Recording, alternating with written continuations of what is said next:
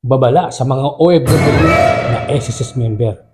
May mga kababayan tayo na nade-deny ang SSS benefits kahit matagal na silang naghuhulog.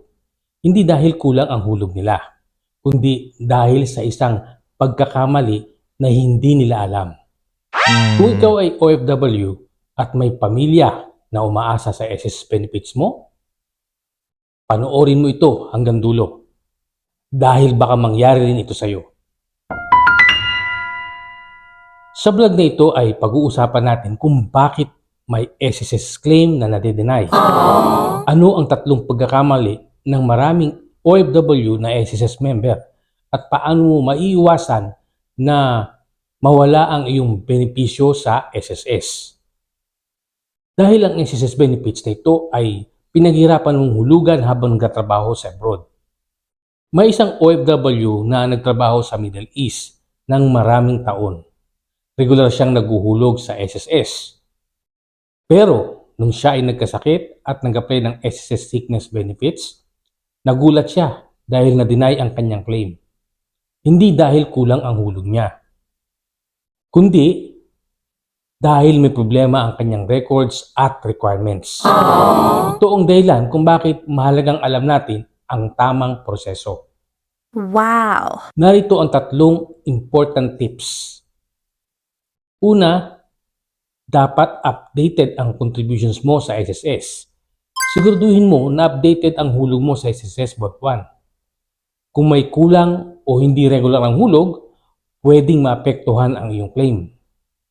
Hanggat maaari ay i-maximize mo ang hulog mo sa SSS.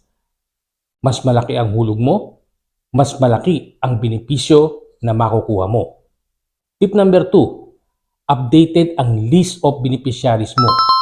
Maraming OFW ang nakakalimot na mag-update ng beneficiary records.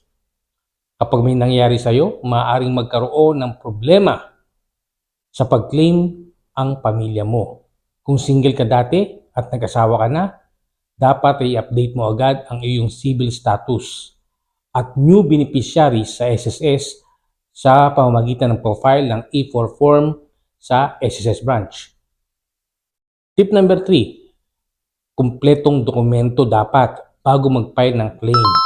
Kapag sickness claim o disability claim, kailangan ng medical certificate, contribution records, supporting documents.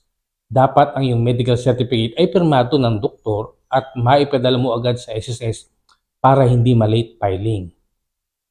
Kapag kulang ang mga ito, pwedeng ma-deny ang claim kahit qualified ka. Halimbawa, kung isang OFW ay nagkasakit ng 120 days at 120 days siyang hindi makakapagtrabaho, pwede siyang mag-apply ng SSS sickness benefits. Pero kailangan updated ang contributions, medical certificate at tamang documentation.